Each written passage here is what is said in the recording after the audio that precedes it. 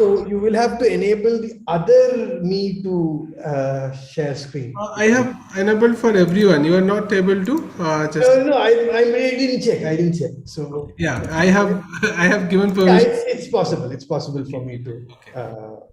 share screen. Okay.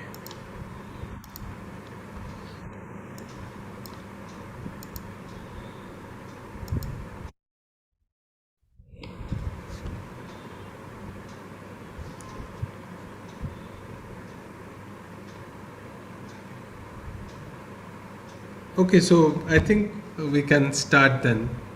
Okay, great. So um, glad to see you all. I think there was some disturbance in the plan.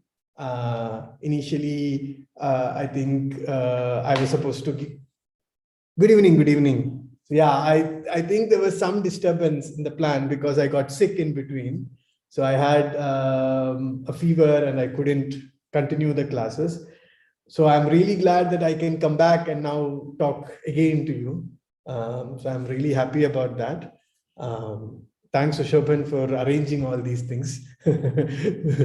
So, and it's also an honor to be the last speaker in some sense, like the penultimate, like ending things properly or whatever. So I'm really happy about that. So so the idea is there was something already I had planned for as part of my 4 lectures or something. So I just want to give like a piece of that. So there is something that I really want to discuss with you. And of course, there is some constraint about the time, but I still would like to try as much as possible to discuss what I want to discuss. So as I was telling Sushobhan earlier, my plan is to talk about integration a bit. Again, how do we define integration? What is the intuition behind this definition? And so on. Okay. So the reason why I'm taking this up is because I believe that the way integration is defined is a little difficult to understand. And so why do I think it's difficult to understand? What are the difficulties that students might face? How do we tackle those difficulties, etc., is what I really want to discuss. Okay. So I believe that the intuition behind integration is clear to everyone, right? Is it right to assume that the intuition behind the concept of integration is clear to everyone? Yes, sir. Right? Like what we want to approximate the area of a region. That's roughly what we want to do. We want to approximate the area of a region. In particular, we are actually now, to simplify, we say, okay, let's focus on areas under the graphs of some function. Or in more precise terms, we are finding the area of the region trapped between the x-axis and the graph of the function. So that's the area which we are measuring. And we want to come up with some way to measure this area. And what's the intuition? How do we find this area? We split this region into small chunks. And then we approximate the area of each of these. How do we approximate the area of each of these tiny pieces? We assume that in each of the tiny pieces, the function is a constant. Okay, there are multiple constants that some people will take. Either we will take it's the maximum attained or supremum attained in that small subinterval that leads to upper sum, or it's the minimum that it is attained in that subinterval that leads to lower sum, or we take some point within this interval and evaluate the function at that point. This leads to tagged sum. So these are the 3 kinds of sums that we learn. And then this sum, whatever sum we get, is an approximation of the area under the graph. And then we need to take some form of a limit. Okay. This some form of a limit is the part which I believe is difficult. So first of all, is it clear to everyone that we are not actually taking a limit? We are taking something complicated, something way more involved than a limit. Is that something that's clear to everyone?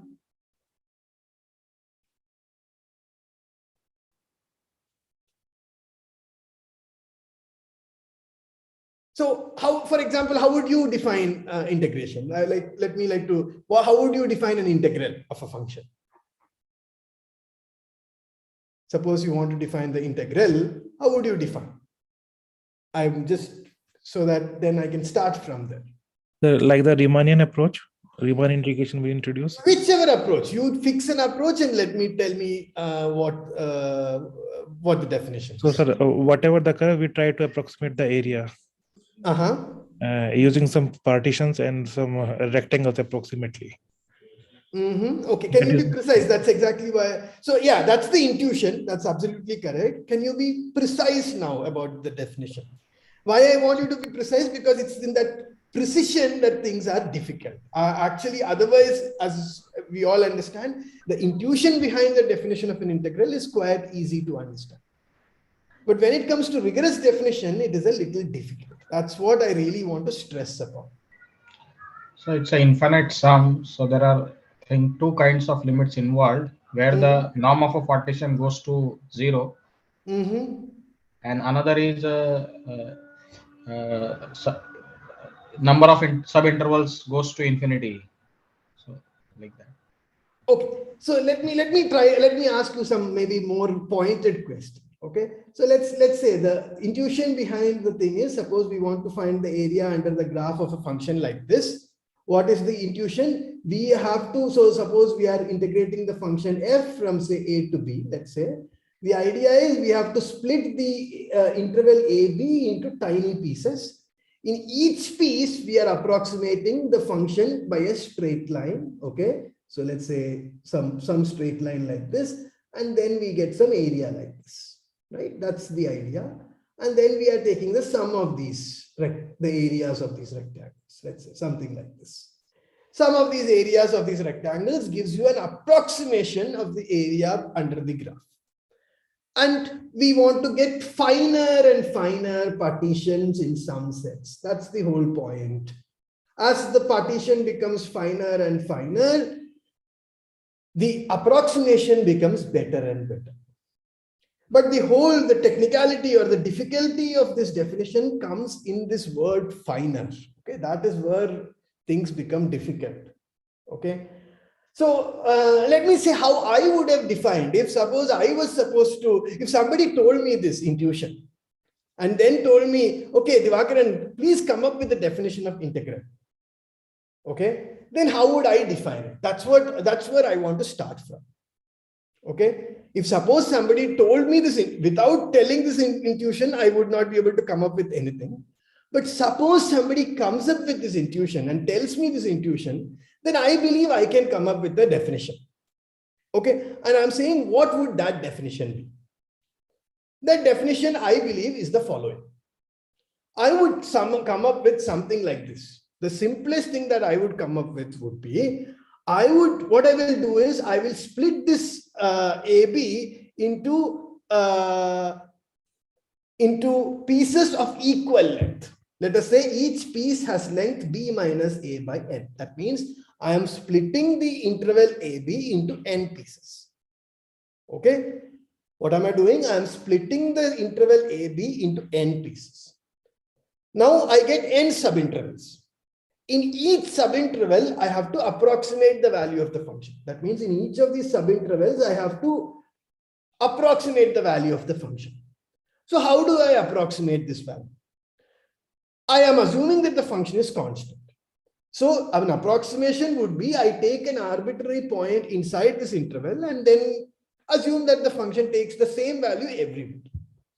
For being precise, I might take one point, and a point that is easy to fix is this endpoint. So either the left endpoint or the right endpoint. So one of these points is easy to fix.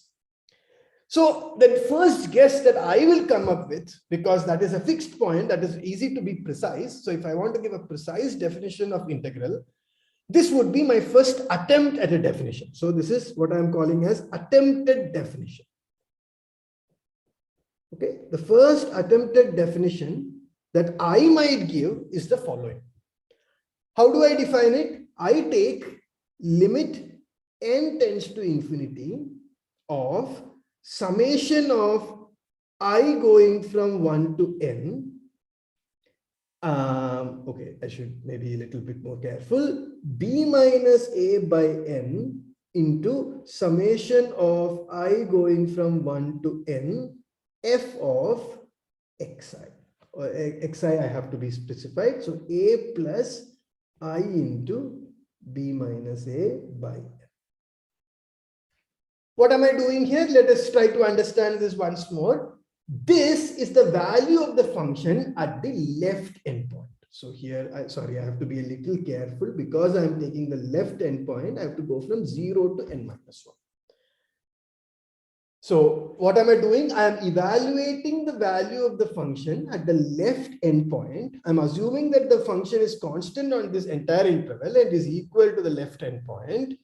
And then what is, so that is the value of the function, the value of the function at the left endpoint. And then I have to, so that is the height of this rectangle. And then I have to take the width of this rectangle, which is equal to b minus a by n. So I'm multiplying these two quantities. When I multiply these two quantities, I get the volume, the area of this rectangle. Similarly, I do it for all the different rectangles and I sum them up. That summation is what I have written here. If you want to take the right endpoint, then you should take from I is equal to 1 to n. Either of this is perfectly fine.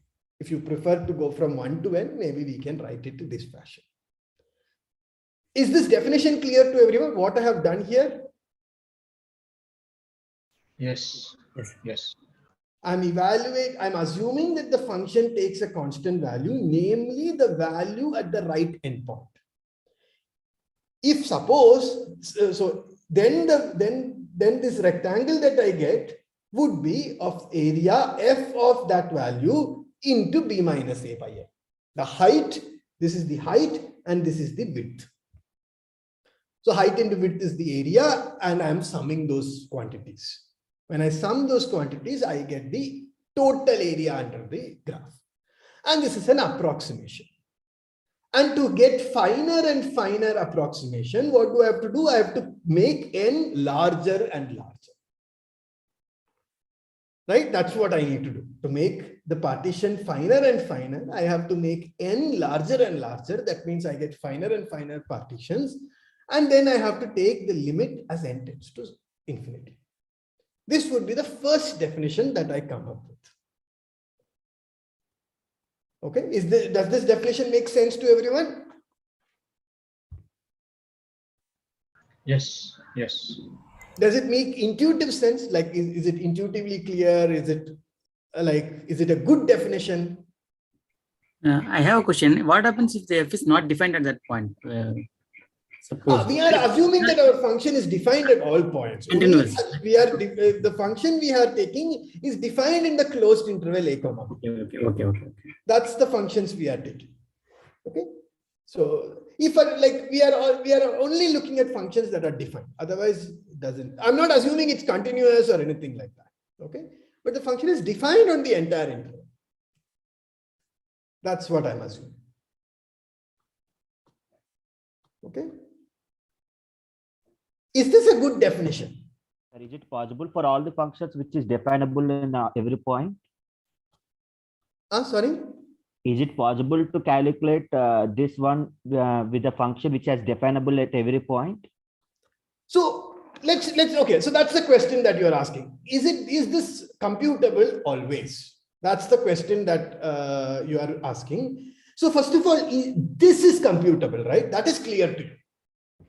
This value is computable. Why is it computable? Because this is computable. I can find the value at the right endpoint always. I can sum n quantities. That is also possible. And I can multiply it by b minus a by n. That is also possible. So it is possible to compute this quantity. That much is clear to us. Can I take the limit? That is not clear to us. Right? Yes.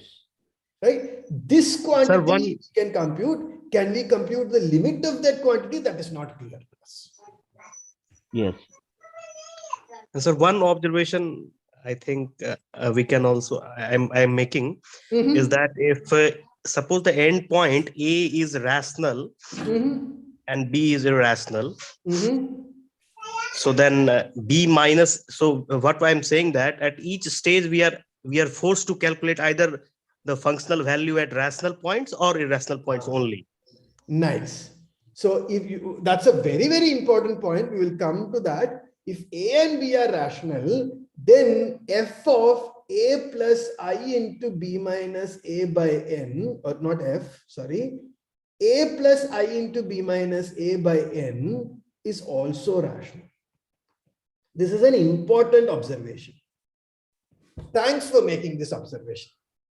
If A and B are rational, then A plus I into B minus A is also rational. Why is it rational?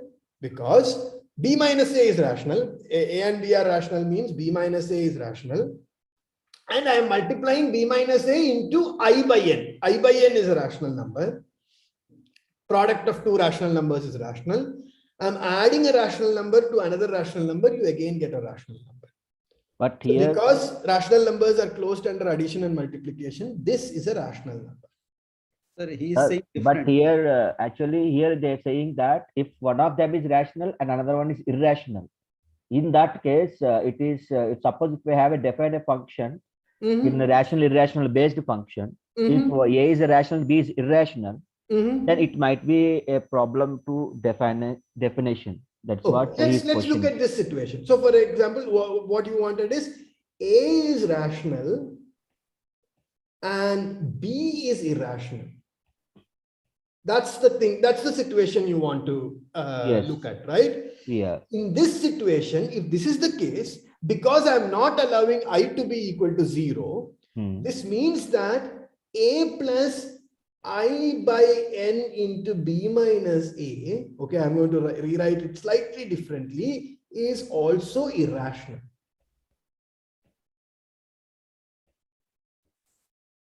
Right? This will become irrational. Why? Because a rational and an irrational number into a rational number is irrational. And an irrational number plus a rational number is also a rational, also an irrational number. So if suppose A is irrational and B is irrational, then this quantity will be irrational for all, as long as I is not 0. Okay, if I is not equal to 0. In that case, we are evaluating the function at irrational points, always at an irrational point. We will not evaluate the function at any of the rational points. We will evaluate the function only at irrational points. Is this the point you are trying to make? Yes, sir. Yes, sir. We are forced for that. We are forced for that. We are forced. The moment we are forced to evaluate. So in first case, we are forced to evaluate it only at rational points. And in the second case, we are forced to evaluate it only at irrational points. And that's a very good point. Yes, sir. And in a sense, is the supply, and the supply of irrational is different from supply of rationals. That is also true. Supply of irrationals is different from the supply of rationals. Okay, so this is actually a very, very good point. Okay, this is a very, very good point. So let us try to see what happens. Consider the function, for instance, consider the function f from 0, 1 to r defined as f of x is equal to 1 if x belongs to Q and 0 if x does not belong to Q. Consider this function. Okay. Now, whatever point you made earlier is very correct, right? Because 0 is a rational number, 1 is a rational number. Therefore, a plus I into b minus a by n is a rational number, always. That means you are always evaluating f at a rational number. Okay. And at rational numbers, we will get the value of the function to be equal to 1. So this value is equal to 1. If suppose we evaluate this quantity, this value is equal to 1 for each of these. This value is equal to 1 for every I. So how many i's are there? N i's are there. So n into 1 you will get. This summation will be equal to n into 1. and we are dividing by n, so we will get b minus a as the answer. In other words, if you notice, if you take summation, sorry, b minus a, sorry, not b minus a by a n in this case, 1 minus 0 by n into summation of I going from 1 to n, f of 0 plus I into I into b minus a by n. B minus a is 1 by n, so I by n. This quantity is equal to 1 for all n, which means that limit n tends to infinity of 1 by n into summation I going from 1 to n f of 1 by n is equal to 1. Limit of a constant sequence is equal to the constant itself. Therefore, this limit is equal to 1. Okay. So this is some observation that you can make. From the observation that you had made, we can observe that if you take this function, then the integral of this function will be equal to 1. If suppose I define the integral in this fashion, if suppose this is the definition of the integral I am taking, then the integral will become 1. But this function is actually 0 almost everywhere except for countably, like very few points. Rational number is a very small subset of the, there are very few rational numbers compared to irrational numbers, right? So for, even though so this function, the integral is coming out to be 1, which is something that is very strange for us, right? Yes, sir. That's something strange. If suppose this was coming as 0, that's fine for us. That is not strange because it's 0 almost everywhere. So the integral is coming as 0, then it's not so strange. If we take interval from 0 to some irrational number, which is closest to 1, then we will get 0. The summation will be 0. Exactly. And that is even more funnier. That's even more stranger. That's a very, very good point you are making. If suppose you are looking at the integral, that's very, very good point you are making. If suppose you consider the integral of f from 0 to 1 minus epsilon, this is equal to 0 if epsilon is irrational. Okay, you take a number very, very small, like epsilon to be a very small irrational number, and you consider integral of 0 to 1 minus 1 of 1 minus epsilon of f, that will be equal to 0. The moment you take epsilon is irrational, you will get that this is equal to 0. But you should expect that as epsilon becomes smaller and smaller, this should converge to integral from 0 to 1 of f. And that is equal to 1, right? That's what we get. So this is not happening. So it's weird, right? So it's really weird that something like this is happening. So there is some issue with this definition.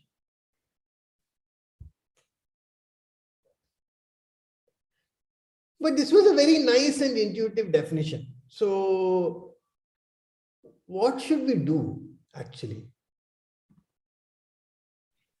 Here, the partition, ith subinterval in the partition should be continuous, everywhere in continuous. Then only this kind of definition can be worked out, sir. What do you mean by what should be continuous? The partition should be continuous. In the partition, xi plus 1 interval, the f should be continuous. Means there is f should be continuous. Okay, so now that's a very good point. The point being made is that if suppose f is continuous, then this definition would be correct. Okay, if you are interested in only in continuous functions, then this is a good definition. If you are interested only in continuous functions. At least we should be able to have a continuity in a partition which is selected at least. So let's try to see. Okay, let's try to see another function. Okay, Will this definition work for that function is the next question I am trying to ask. Okay, so you are absolutely correct that if our function is continuous, then the value of the the moment the interval becomes extremely small, the value on the interval and the value at the endpoint will not be so different from each other. Okay, that is uniform continuity. Continuous on a closed interval is uniformly continuous. So if you take us, if the moment the interval becomes small enough, all the values in the interval will be close enough. So that is uniform continuity. So uniform continuity tells us that the moment it is continuous, everything is okay. Okay. So if suppose the function was continuous, then you are done is the point that being made. Now let me ask a question. What if my function is not continuous? Let me try to give another example. So then we can take. I am saying that function should be continuous in a partition. That means you may have some discontinuous points. Okay, so let me, that's why I'm going to give you a complicated function. Okay, this will not, which will not satisfy the condition that you want. Okay, so how am I going to define this function? The function I'm going to define is as follows. I define the function f of x to be equal to 1 if x is less than 1 by square root of 2. Okay, and it's going to be 2 if x is greater than or equal to 1 by square root of 2. Square root of 2 is equal to 1.414. So square root of 2 by 2, which is 1 by square root of 2, will be between 0 and 1. That is why I took 1 by square root of 2. This is a number between 0 and 1. That is why I took this number. It's a number between 0 and 1. What have I done? The function looks like this. Up to 1 by square root of 2, there is a 1 by square root of 2 somewhere here. Up to 1 by square root of 2, the function is 1. And after that, the function is 2. So there is a point here where the function is discontinuous. Now notice that this function is not continuous in any of these. So whatever partition you take, there will be one subinterval where this function is discontinuous. Is that clear to you? No, sir. We can make a partition which has a continuous in every subinterval, sir. No, we cannot. We are allowing only these kind of partitions. Remember that. Yes, sir. I can take a partition from 0 to 1 by root 2 union, the partition P1 for 0 to 1 by root 2. We are not allowing that. Remember that. We are allowing only equal length partitions. Remember that. We said that we are allowing only equal length partitions. All partitions have equal length. Okay? All partitions have equal length. And we said that in that case, the moment the endpoints are rational, all the elements in the partition will all be rational. That's the observation we made, right? Yes, sir. So if suppose we are sticking to, I'm assuming that we are still taking this definition. Okay, we are not changing the definition. We are saying that this definition works well for continuous functions. What happens if it is not continuous? That was the question that we were trying to say. If suppose we have to use the same definition, then what happens? That's the question we were trying to make. And I'm saying that what happens to this thing? If suppose we took this function, what do you think? Intuitively, what do you think should be the integral of this function? Intuitively. Intuitively, what is the area under the graph?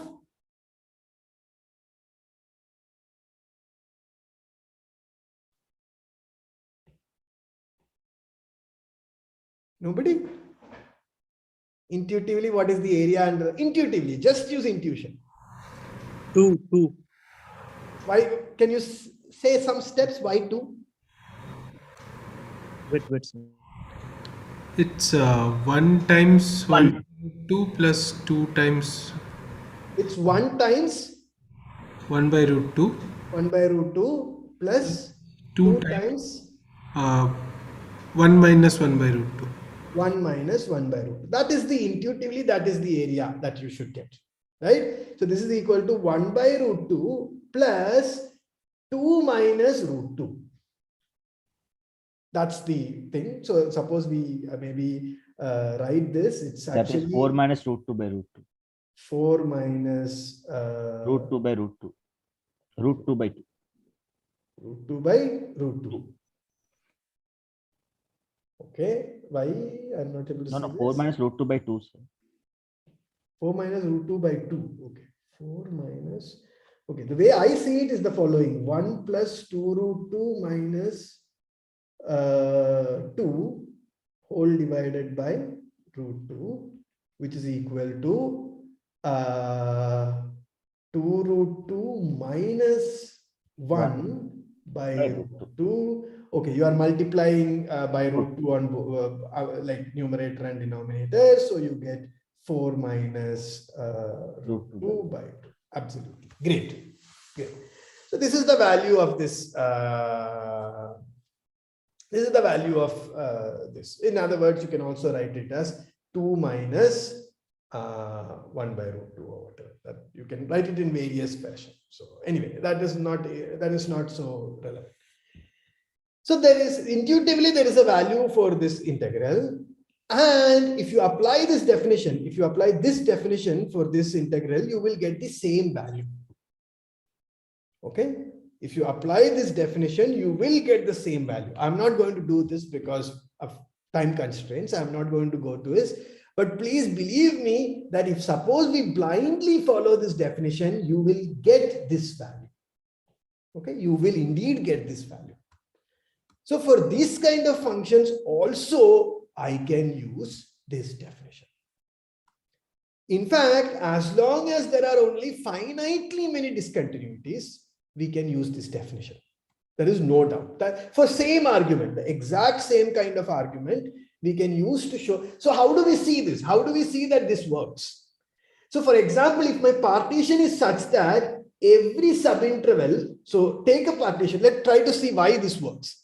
So take a partition such that the length of the partition is very, very small. Let's say we will find how small that should be. Okay. So the place where, so this 1 by root 2 will fall in some subinterval. Okay. Some subinterval of the partition. The length of that subinterval is less than or equal to, is equal to 1 by n. Okay. So what is happening? The only error that we probably will have is everywhere else it will calculate the exact value that we want. The error in calculation will come only in that subinterval, that small subinterval. The error in calculation will come only in that small subinterval. And how much will be the error? The error will be, because we are taking the right endpoint, the error will be, you will calculate the area a little extra, because we are taking the right endpoint, at the right endpoint, the value of the function is higher. So what is happening is we will evaluate the function a little higher. The area will be a little higher. We are supposed to actually evaluate only this much, but we will evaluate this much. So that is where the error is coming. The error is only in this small subinterval, and the error is by this much. This is the error that we are getting. And what is that error? That error is less than or equal to 1 by n. Why 1 by n? It is this height, okay? It is this height into this length. But this length is less than or equal to 1 by n. So the error is less than or equal to 1 by n. And as n tends to infinity, 1 by n tends to 0. Therefore, the error has to go to 0. So that is why we can see that this way of this method of defining will work for this function. Does that make sense? Yes. Huh? Did this make sense to everyone? Yes, sir. Yes, sir. Yes, sir. And the exact same argument will work even if there are finitely many, because what will happen is, if suppose there is a finite number, say c, then the error will be c by n. That's all. Instead of 1 by n, the error will be c by n. And as long as c is a constant, c by n also tends to 0 as n tends to infinity. So the exact same argument will work if suppose we have the function is discontinuous only at finitely many points. So this definition is problematic. This definition is problematic. Of course, this definition is problematic. We already saw that this definition is problematic. But this definition is problematic only if our function is discontinuous at more than finitely many points. Okay, in other words, it's only when the function is discontinuous at infinitely many points, this definition is a bad definition. In that case, this definition is probably a bad definition. Otherwise, it's a good definition. We saw that. Okay. So the point I'm trying to make here is the following. So there are 2 points that I want to make throughout this lecture. The first point I'm trying to make here is, if suppose we were interested in only nice enough functions, so by nice enough functions, I mean there are only finitely many discontinuities. Okay. If suppose I was interested in only such functions, then I could have used this definition. The more complicated definitions, either by Riemann or by Darboux, are given only to ensure or only to take care of very, very ugly functions. Okay, this is the point I want to try. I'm trying to make. The more complicated definitions, you would have seen 2 kinds of definition, one by Darboux, one by Riemann. The more complicated definitions are given only to ensure that we can take care of really ugly functions. However, okay, at least when I teach the course, I discuss only very few ugly functions. In fact, I can list them actually. I talk about the Dirichlet function, namely this function, okay, the characteristic function of U. I talk about Thome function. I talk about sine 1 by x. Some 4 or 5 functions only I discuss which are ugly. Every other function that I discuss is an extremely nice function. In fact, I very rarely discuss sine and cos also. Why? Because defining sine and cos precisely is very difficult. So because of this, I very rarely discuss sine and cos. In fact, mostly I discuss with polynomials and some step functions. Polynomials and step functions are all that I actually discuss deeply. And I think it might be the case with others. Okay, I'm just assuming this. You can tell me if I'm wrong. Okay, am I right in assuming that most people work with polynomials, step functions, and maybe trigonometric functions? Do you do any other kinds of functions? And then some very ugly functions like Thome function and Dirichlet function. Some handful of maybe 4 or 5 examples of really ugly functions. All the other functions are polynomials or trigonometric functions or step functions. Is this assumption correct? Yes, sir. Right. So that assumption is correct. And for those functions, we don't need any of these technicalities. And in fact, this is not just true for integration, by the way. Okay, so much of what we are doing, so much of the rigor, so much of the depth of theory that we have to do is needed only because we have to deal with ugly functions. And we hardly deal with these ugly functions. And that is part of the reasons why I feel students feel, okay, why the hell are you doing all this? Sometimes students feel this. I'm not saying every student feels this, but many students feel it. That is because in some sense, we are not showing them why these things are needed. We have to discuss probably more ugly functions. I don't know. I also don't do it, but I'm just saying, I don't know how to solve this issue, but this is an issue that I see when I teach analysis. How to solve it? It's not really known to me. Okay? But this is problem number 1 that I want to address, or I want to raise.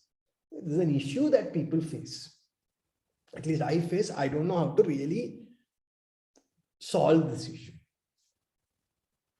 That's the point I'm trying to make. Point number 1. Okay, there is one more point that's going to come.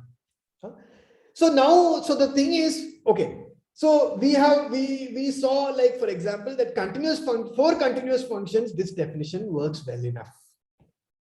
If suppose the function is continuous at discontinuous only at finitely many points, then also this function works well enough. Then it is natural to ask, what is the collection of all functions for which this gives a sensible answer? Okay. What is the collection of all functions for which this gives a sensible answer? That's the question that we need to ask. They are integrable functions. You are correct. You are correct. The answer is they are integrable functions. But so far, we don't know what integrable functions are. You are absolutely correct. And I'm happy that you said this answer. But so far, we have not defined what integrable function means. Right? You are absolutely correct. The answer to this question is precisely integrable function. The moment f is integrable, this function is good enough. So to define integral, this is a good enough definition. This is not a good enough definition to define integrability. This is the second point that I want to bring up. So there are two different notions that are there. There is a notion of integrability. There is a notion of integral. When can you make sense of, when can you talk about the area under the graph? That's question number one. For what functions can we make sense of area under the graph? And this is the study of integrability. And there is another definition, which is integral. Assuming f is integrable, what is the value of the integral?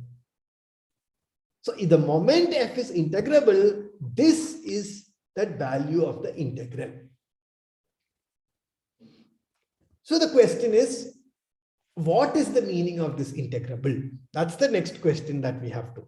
So without resorting to what Riemann or Darboux did, let's try to come up with something on our own. Okay, that's what I am trying to do. Of course, I'm using the insights given by Riemann and Darboux. I am not saying that these are all something that I came up with, but let's try to at least, when we are teaching, maybe we can say that, okay, this is how you should think, so that they feel that it is natural. Of course, we are using some of the insights provided by Riemann and Darboux. I am not going to deny that. So I would not have come up with these ideas if I had not seen these already. But in hindsight, maybe I can come up with a story that makes sense to people who are seeing it for the first time. That's what I'm going to do now. Okay. So how do I make sense of, okay, so this definition does not make sense for all functions. For what kind of functions does it make sense is the question that we have to now answer. So let's try to answer this question. For what kind of functions does this definition make sense? In other words, what kind of functions are integrable? We have to come up with a definition of integrable for us. That's what we want to do. Okay, so let's try to answer this question.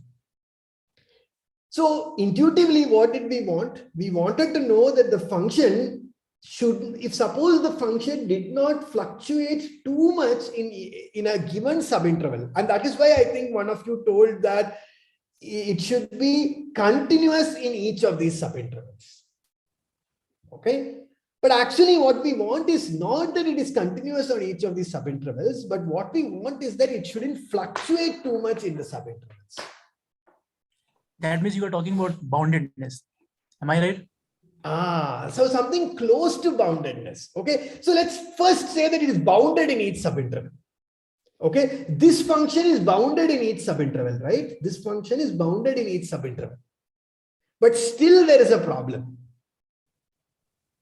So I have one observation. The way we have seen the function in which only one point is discontinuous. So what we can do is, if we sum the error over, say, sum the error over only rationals, because the rational is in one-to-one correspondence with natural numbers. So that sum will be over an index, that error that we are going to sum will be index coming from rational number. If the index is coming from irrational number, then there will be a good error which will not be managed. See, that is not really an issue actually, because the rational and irrational is not so important here actually. Now it is not so important. Why? Because each sum No, I'm that talking we are in terms of taking, countability, sir. I mean, I was thinking in terms of countable things. no, even when you are talking in terms of countability. So for example, let us look at this situation. In this situation, we have irrational points, but we will only we are only taking finitely many rationals or finitely many irrationals at each stage. So uncountability is not coming into the picture at all. Fortunately, we are only taking, if suppose we are in this situation, we are taking finitely many rational numbers. If we are in this situation, we are taking finitely many rational numbers. So countability and uncountability is not really coming into picture. So that is not the issue. However, you said something very important. Okay, here what is happening is that only in one subinterval, okay, only in one subinterval there is an error. Here, on the other hand, every subinterval there is an error, and these errors are adding up. And the error in each subinterval is 1 by n, and there are n such subintervals, so the total error is becoming 1. That's what is happening. The error in each subinterval is 1 by n, and there are n such subintervals, so totally the error becomes 1. That's what is happening here. So it's not enough that I bound the error in each subinterval. I have to somehow bound the error in the sum of these. That's what I have to bound, right? In other words, what I have to do is I have to bound the error by 1 by n, or b minus a by n. It should be a factor of b minus a by n. I have to bound that, bound by that. Otherwise, it doesn't make sense, because I will add up, these errors can get added up. So it's not enough that the error, the function is bounded in each of these things. It should be small. The variation should be small. Am I making sense? It's not enough that the function is not is bounded. It's in fact the way the bound should be small. The upper bound and lower bound should be close enough. That's enough. That is important. That is needed. Okay. Here there is a bound. Okay. Here there is a bound. One is the upper bound and 0 is the lower bound. 1 is upper bound. 0 is the lower bound. But what is happening is that the same upper bound and lower bound is there, irrespective of how fine a partition you take. So that is a problem here. And those errors get added up, and that is an issue. So what we want is that we want something stronger. We want the bounds to get to shrink in some sense. Okay, we want the bounds to shrink in some sense as you go to finer and finer partition. And even when you add things up, the same thing, same quality should happen. So what is the error in each? So let us now focus this. What is the error in each subinterval?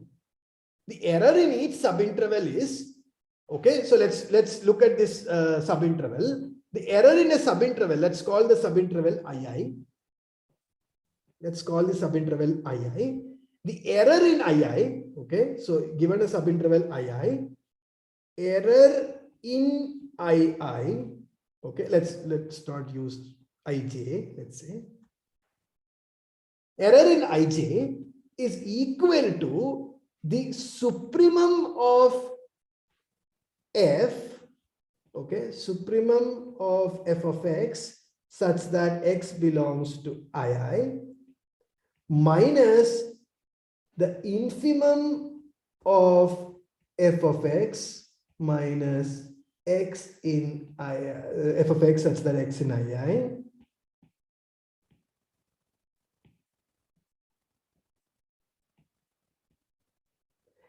into b minus a by n. That is the error in ij. This is less than or equal to, sorry, this is not equal to, this is less than or equal to this. Why? Because the error cannot be greater than this. Whatever value you take, the difference between that and the value at any other point cannot be greater than or equal to the highest value in that interval minus the lowest value in that subinterval. So the error has to be, the error in the value of f can be only, has to lie between this. And when we are taking the area, we have to multiply by b minus a by n. B minus a by n, sorry. So it's less than or equal to this quantity. Error in each ij. Okay, error in each ij is equal to this. And let's do some notation. I'm going to call this capital MJ and I'm going to call this small mj. If I call this capital MJ and small mj, then this is equal to capital MJ minus small mj into b minus a whole divided by n. Okay, so I get this quantity. And then what do I want to do? I want that, see, it's not enough that error in ij is small. The total error should be bounded. Okay, so what is the total error? Is equal to summation over j error in ij, which is equal to summation over j going from 1 to n, mj minus mj into b minus a by n.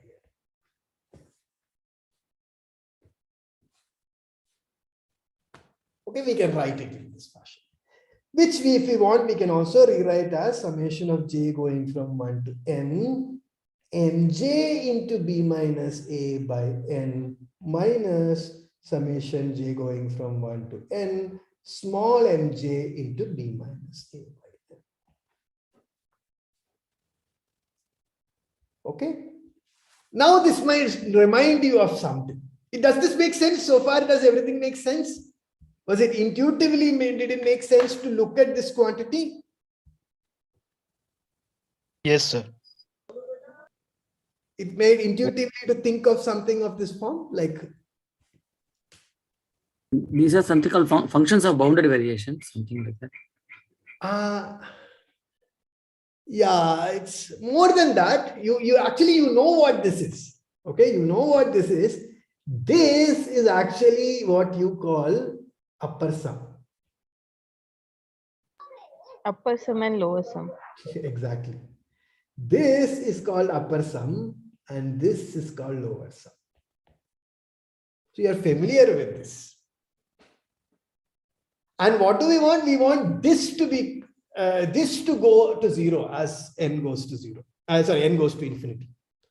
As n goes to infinity, we want this to go to 0. That's what we want. The total error should go to 0 as n goes to infinity.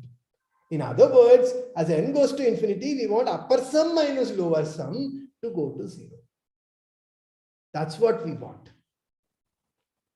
And this is Cauchy's definition of integrability. Okay, in fact, I think all of you might have taught this Cauchy criterion for integrability. Given any epsilon, you should be able to find a partition such that upper sum minus lower sum is less than epsilon. Right? Given any epsilon, you should find a partition such that the upper sum minus lower sum is less than epsilon. That is Cauchy's definition of integrability. Of course, here I am not taking, so when you have studied or when you are teaching, you might have considered all partitions. I am sticking to equal length partition even at this moment. So it's natural to ask, are the two same? It's natural to ask that. Are the two same? Is integrable with respect to my definition same as integrable with respect to the other definition? Even if I restrict my attention to equal length partition. And surprisingly, the answer is yes. Surprisingly, the answer to that question is yes. And this makes complete intuitive sense according to me. This doesn't look like somebody has thrown something on, at least to me, it feels like this is natural. This, you can naturally progress to this. Okay, so you define this as this. So how do I say it? So how, let me define integrability. So let me define it precisely. F is integrable if I'm using these definitions, okay, capital MJ, small mj, and all I'm going to use. If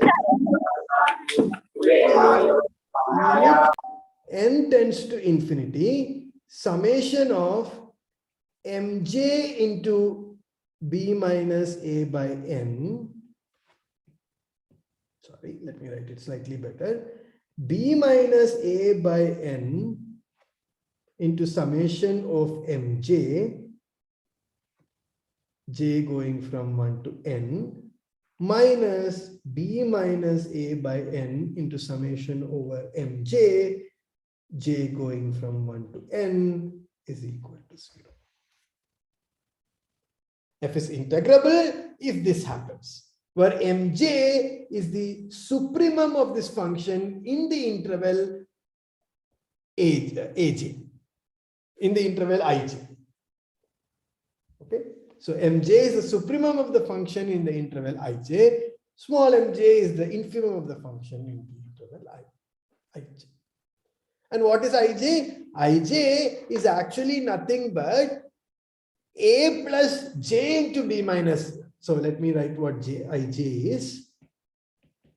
Ij is equal to a plus j into b minus a by n to a plus j plus 1 into b minus a by n. No, the other way around, sorry. This is wrong. Ij actually for me is this. Because I'm going from 1 to n. So a plus j minus 1 into b minus a by n, comma a plus j into b minus a by n. This is the interval. And I'm taking the supremum in this interval minus the infimum of this interval.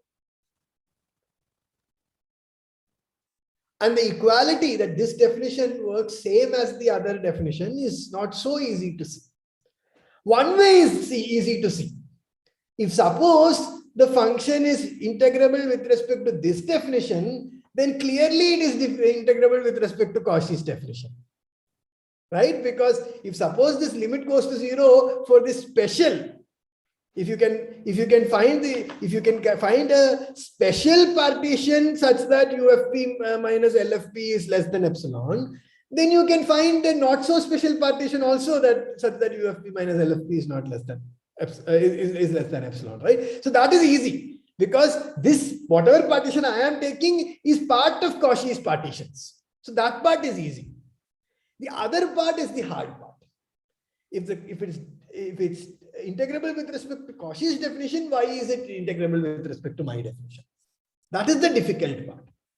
And the proof is not very easy. Actually, the proof is slightly tricky. Let's quickly, maybe I will give you only the proof sketch. I will not go into the details of the proof, but I can give you the proof sketch if you are interested. Should I go into the proof sketch of the other side? Or is it okay? Would you like the proof sketch or not like the proof sketch?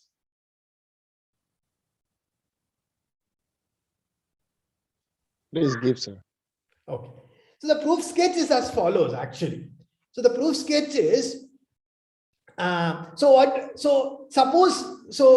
is Cauchy's definition? So according to Cauchy's definition, what we have is there exists some partition P. Okay. So given for every epsilon greater than 0, there exists some partition P, let's call it P epsilon, such that UF P epsilon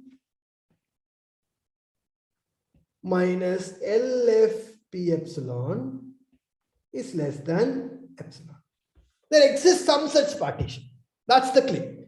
Now what do you have to do? I have to find a special partition. That means an equal length partition such that the same thing is true.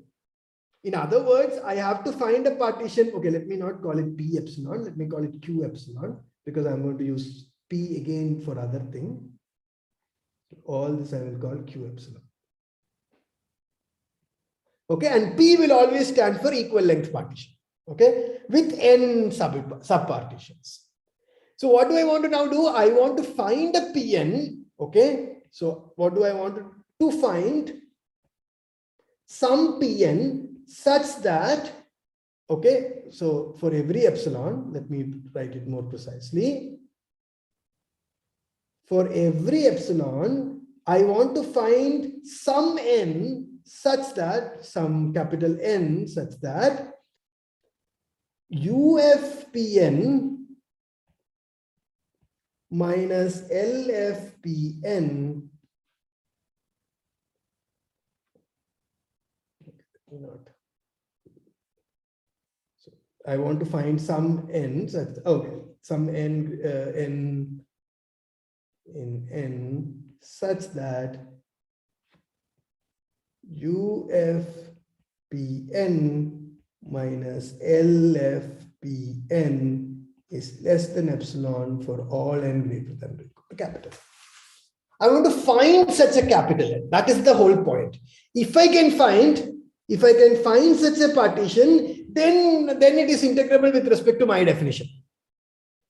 So I want to find such a partition. How do I find such a partition is the question.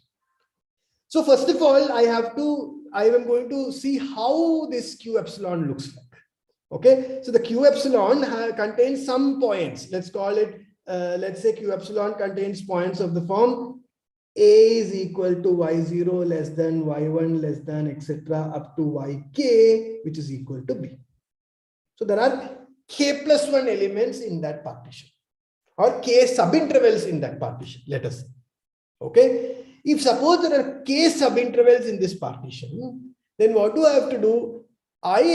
So there is another constant also that I have to take.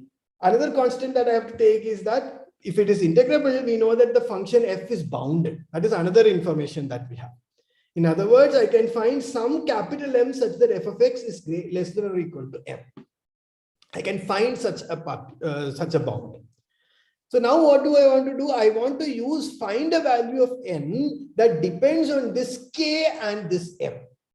I will produce an n that depends on this m and this k. Okay, that's how I want to define this.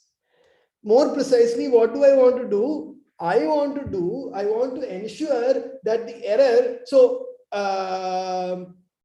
okay, just give me a minute. So how do I come up with this n? The n I have to come up in the following fashion. So the idea is the following, okay? The idea behind this is the following. What am I going to do? I am going to look at two kinds of subintervals. Here, there are two kinds of subintervals.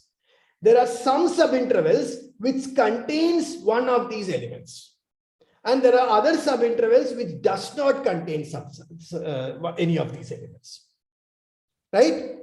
Given any partition Pn, there will be some subintervals that contain these elements, and the others will not contain these intervals, any of these elements. Correct? Does that make sense to everyone? Yes. Right? So let's split these into two sets. So what am I going to do? I am going to define two sets, S1 and S2.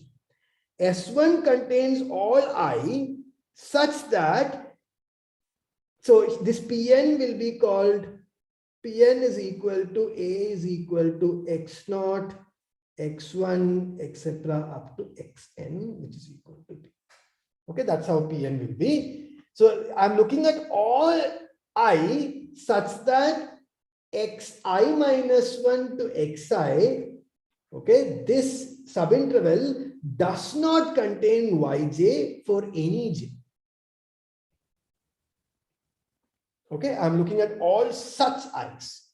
And then I will look at the other points. That means the set of all I, that means what are the set of all i's? It is 1, 2, 3, etc. up to n minus S1. These are all the other i's.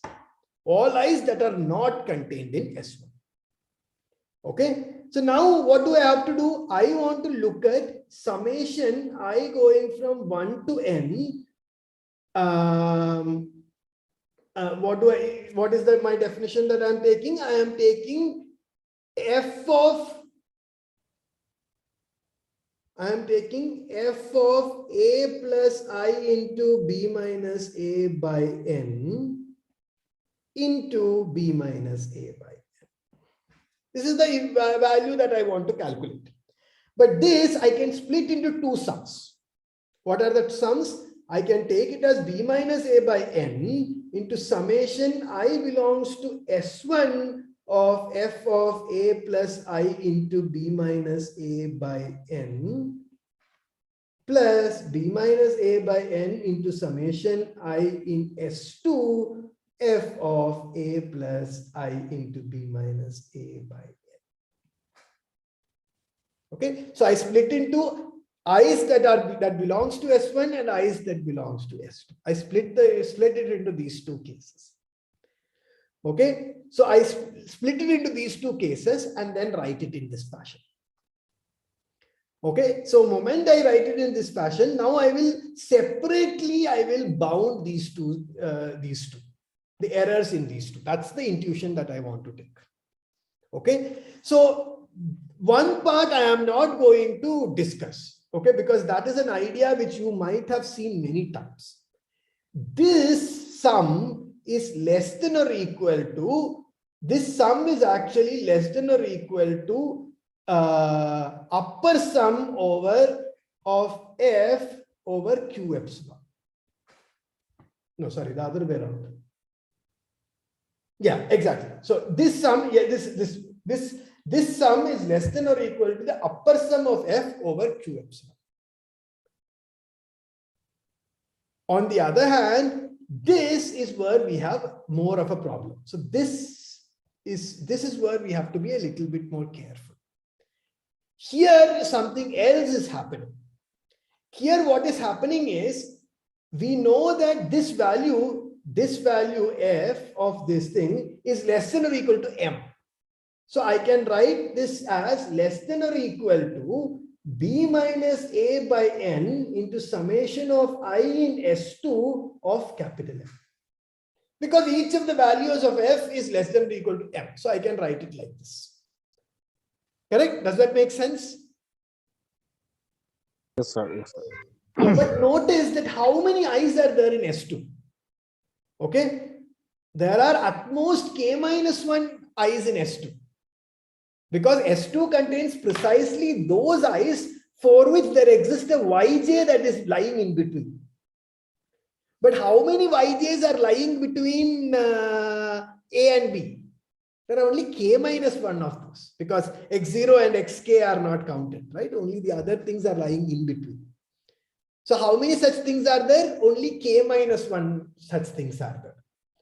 So the cardinality of S2 is less than or equal to k minus 1, or less than or equal to k, let us say. Let us keep it simple.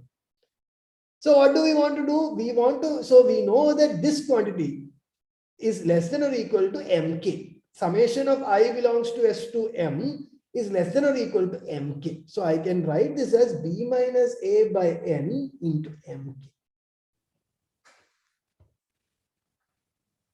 Correct? Did that make sense to everyone? Yes, sir. Yes, sir. Did that make sense to everyone? So now I know that this ufq minus epsilon, so because this is integrable and all those things, I know that this quantity is very close to the integral of f, according to the Riemann integral or something like that. So this is okay. I need not write it like this. Okay. So anyway, let me use that notation for now. Okay. So I can make this very close to the integral of f. Okay. I can make this ufq epsilon to be very close to the integral of f. And this part again, so what if suppose I make this quantity to be less than or equal to epsilon by 2, then I am done. So all I should do is I should make this quantity to be less than or equal to epsilon by 2. In other words, so what do I want? I want b minus a by n into mk to be less than or equal to epsilon by 2. In other words, what do I want? I want n to be greater than or equal to 2 into b minus a into mk by epsilon. So if I choose an n like this, then I will be in good shape. That is of course, I did not give a proof. This is just still in a sketchy situation. But what I really require is this to be small. I want this to be small. And how do I make it small? I take n to be larger than this quantity. If I take n to be larger than or equal to this quantity, then we will get as we required. Did that make sense? Sir. Right? So in fact, this similar idea is used in the proof of the equivalence of the two definitions that Darboux and Riemann also came up with. Okay, so the same ideas are used. I'm not going to go to that proof, but this is the idea of the proof. Okay, so in some sense we can, because this is the same as what we could have defined. So what I'm trying to say is that we could have used this as the definition of integrability. Now this is in terms of limit. Okay, and this as the definition of integral. This is also in terms of limit and so on. So of course there are some trickiness. So finally we cannot really escape all these technicalities, to be frank. Okay, so but what I'm trying to say is that the reason why I am trying to tell all this is this will make sense only if you understand everything. Right? All this will make sense only if you understand everything, but this will help explain why we need to do all these things. Right? So what are the two definitions? Let us define Darboux's definition and let us go through the definition of Darboux and Riemann quickly. And I will end with that because I think nobody kind of rigorously defined Darboux's definition of integral and Riemann's definition of integral. Okay, so let's quickly define this and we will end the thing there. Okay, so how did Darboux define integral? Darboux defined integral in the following fashion. First of all, he took a partition. Okay, so a partition is a collection of points. A is equal to x0 is less than x1 is less than etc. up to xn is equal to b. You fix a partition. Once you fix a partition in each of the subintervals, so in mj, you define supremum. Mj is the supremum of f of x such that x belongs to xi minus 1 comma xi. And similarly, small mj is equal to infimum of f of x such that x belongs to xi minus 1 to xi.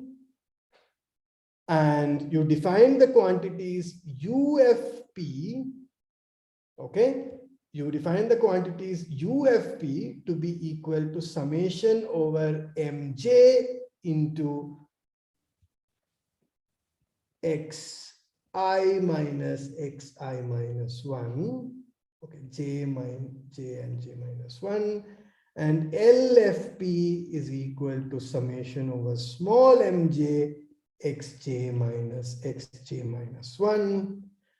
And then we define the upper integral, okay, upper integral of f to be equal to supremum of UFP such that P is a partition,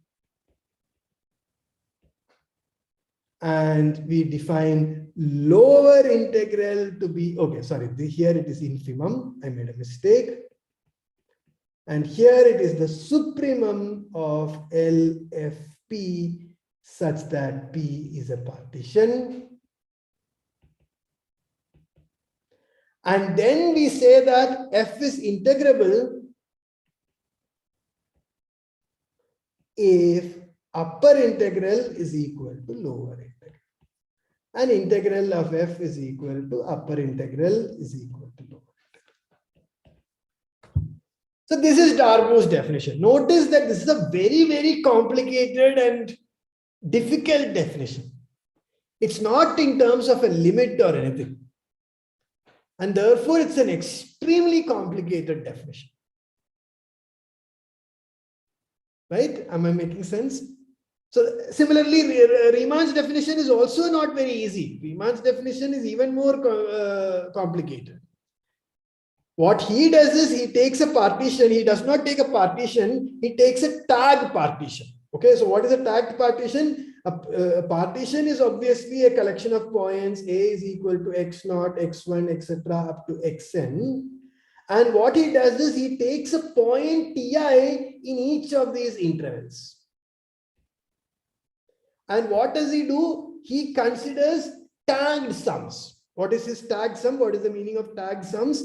He look at f of ti into xi minus xi minus 1. This sum he takes. And then he says that a function f is integrable according to his definition if and only if for every epsilon greater than 0, okay, so there exists some capital A such that for every epsilon greater than 0, there exists a delta greater than 0 such that this sum I'm going to call as tagged sum. So tagged FP, so TFP or something, sum of FP. Let's call it SFP, not TFP, SFP, SFP dot. Okay. So what does he want? There exists some A such that for every epsilon greater than 0, there exists a delta greater than 0 such that mod of SFP dot minus A is less than epsilon if the norm of the partition is less than delta. What is the norm of the partition? That is maybe something I have to define. It is the minimum of mod of xi minus xi minus 1. Divakaran sir, there you have written for every delta. Do you mean there exists? Oh, sorry. There existed delta. That was a mistake. Thanks for pointing. No, please. For every epsilon, there Minimum or exists maximum? delta such that this happens. Is it minimum or maximum norm? A maximum again. Yes, that was also a mistake. Thanks. I'm very, very careless. Yes, it's the maximum. It's the maximum length. Maximum length, and this is their existing delta. So what in fact, this idea, whatever I described here, is also used in the proof of the equivalence of these two definitions. So what am I trying to do here? Okay, so there are, so of course, one of the things I wanted to discuss actually was that these two definitions are equivalent and stuff like that. But of course, I don't have time for all those things. But what I'm trying to say is the following. So typically we see two definitions: Riemann's definition, Darboux's definition. Okay, and we don't do both. We either do one of the two. Typically, we don't have time to do both. We do Darboux's definition or Riemann's definition. Okay, but under each of these definitions, what happens is the definition is so complicated. That's what I wanted to illustrate towards the end. The definition is so complicated. Because the definition is so complicated, it does not make sense for students. Okay, so what I am trying to say is the following. The definition is so complicated, so it actually does not make so much sense to the students. But what happens is that once you understand the equivalence of these two definitions, we can come up with, for integrable functions, we can come up with better definition of the value of integral. And that matches well with integral. That matches well with intuition, our intuitive understanding of integral. So this is what I'm trying to say. Maybe what we can do is we can start with intuitively how you would define, see what the problems are, how do we rectify that, and how it matches with whatever definition is there in the textbook. So perhaps that is what maybe will make a lot more sense to people. Is what I'm now winding it up only because I know I'm already way over time. So I'm really sorry for that. So this is what this is what I wanted to say. I don't know whether how much I was able to convey that what I want to do. I wanted to, maybe I don't know, this I should have done in 2 hours maybe, and I rushed over towards the end. So I'm sorry for that. But did it make sense to you? Yes, sir. Yes, sir. It's very Yes, sir. Yes, sir. Okay. Yes. Okay. So yeah, so that's what I want to do. I want to say, so the whole point I'm trying to say is, how do we start from something that makes sense to all of us and then go to the kind of definitions that is there in the textbook or something like that? So in general, we are having the 2 type of definition. We can say limit of a sum and then Darboux or Riemann. Correct. So when we are having a good function, so we can use the limit of a sum, and when we are having the bad function, let us say, so then we have to use the Riemann. And in general, Riemann will also valid for the good function as well. Correct. So that's the whole point. So the whole point in Riemann is that if suppose the function is good, then our earlier first definition is good enough. But the problem is we want to understand for what functions are good functions and things like that, right? That is why they give such complicated examples. Notice that the definition of Riemann now is very complicated because you are taking limit over delta, the norm of the partition, and we are letting that norm go to 0 or something. But again, that limit is not really a limit. So that's again something, it's not really a limit, right? You are getting what I'm trying to say, right? Because we are letting delta tend to 0, but the partition is not completely determined by delta. Are you getting what I'm trying to say? The partition is not completely determined by the delta. So most of the theorem, instead of integration or mention the Riemann integral. So due to this reason, because this Riemann integral is used for all type of function. Of course, here also all functions does not become Riemann integrable, but a lot more functions become Riemann integrable. That's all, right? In fact, there is a theorem, right? What functions are Riemann integrable? I don't know whether maybe you are familiar with it. That function is Riemann integrable precisely if it is the set of discontinuities is a set of measure 0.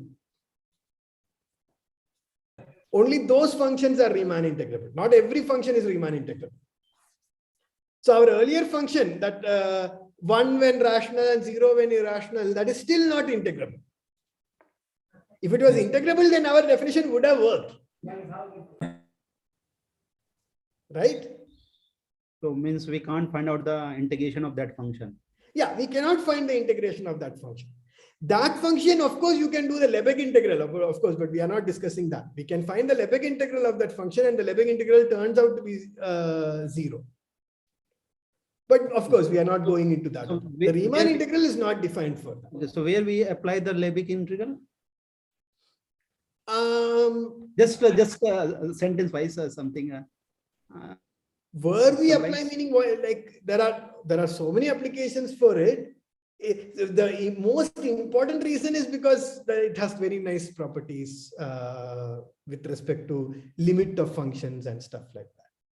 So let's not go into Lebesgue. I just said that because I quickly said that because I think going to Lebesgue integral will take us very, very far away from what we want to discuss. So deal with unbounded functions. How to deal with unbounded functions? How do we deal with unbounded functions? See, unbounded functions, there are 2 kinds of unbounded functions. Okay.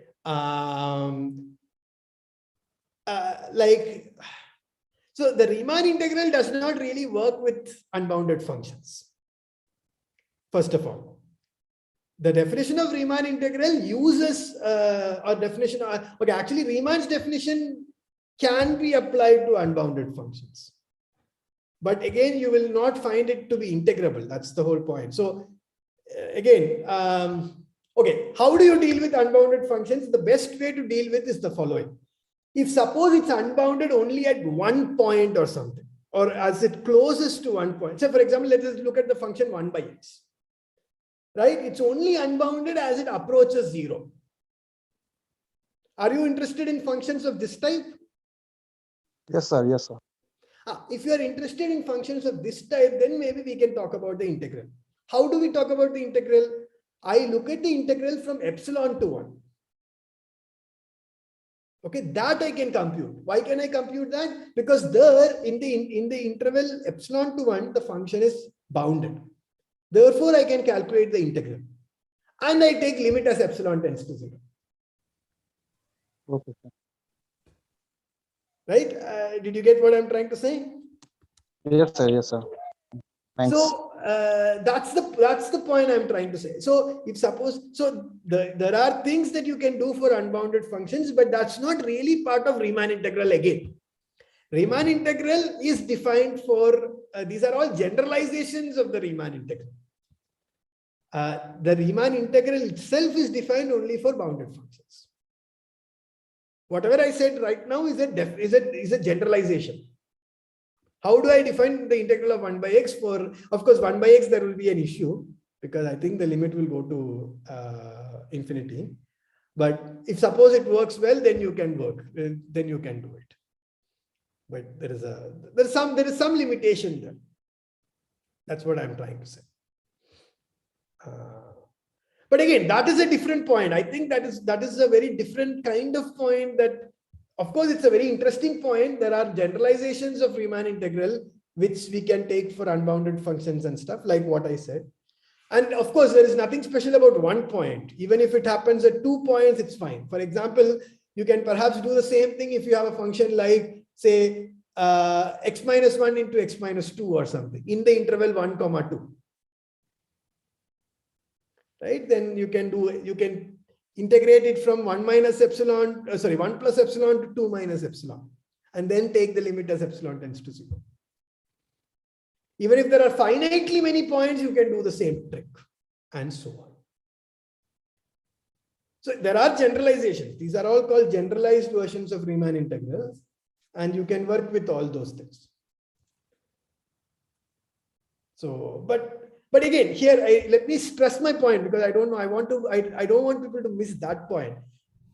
My main point here are two. Okay, because I think towards the end I rushed a little bit, so I am little dissatisfied with that. But there are two main points I want to make. Let me just say that and end there. The first point is that all the sophistications of the definition of Riemann integral are necessary only for really ugly functions. Because of this, students can find this difficult and unintuitive. In fact, I still find it difficult and unintuitive. Point number one. Second point that I want to make is, okay, because it's unintuitive, can we kind of motivate it well? To motivate it well, what was I trying to do? I was trying to start from something that makes intuitive sense to us. And then see, how do I go from there to the standard definition? That's the path I wanted to travel, but I couldn't travel completely because of time constraints. I was trying to see, okay, the really difficulty is, okay, if at all the function is integrable, then our intuitive definition works well. But what happens to all functions? How do we characterize integrable functions and so on?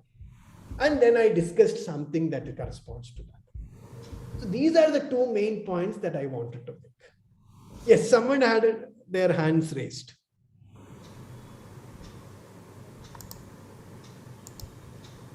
I forgot the name. I think Rajneesh or somebody.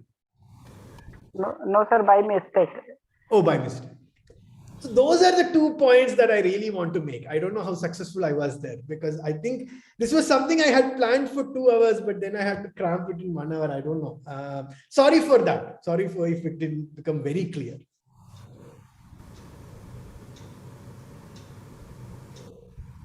Yeah, that's all from my side. If you want to ask anything, I would be happy to answer. But I'm really sorry. Maybe it became a little cramped. I don't know. I'm really feeling bad about that. No, it was completely fine. Yeah. Okay. Maybe if I had some more time, I could have.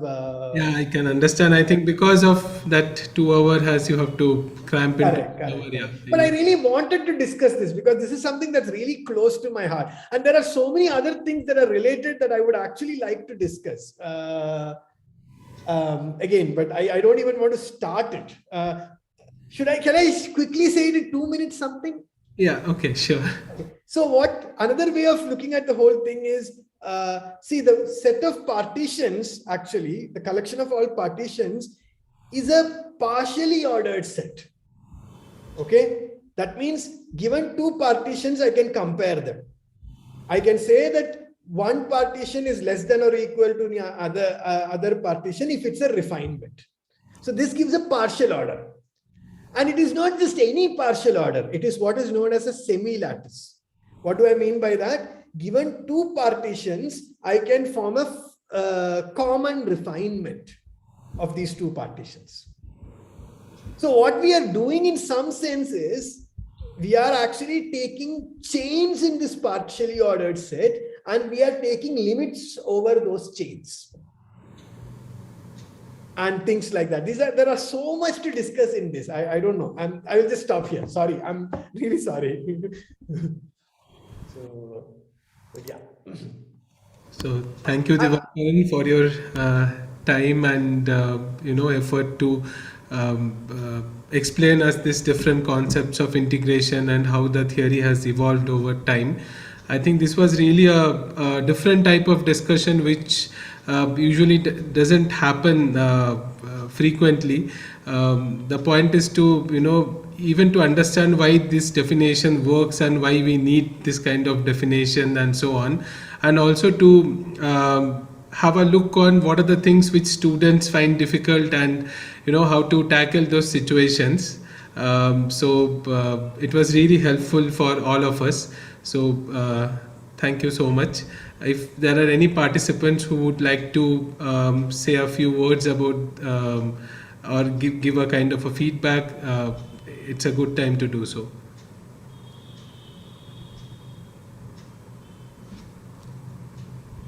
There are a lot of thank yous in the chat box.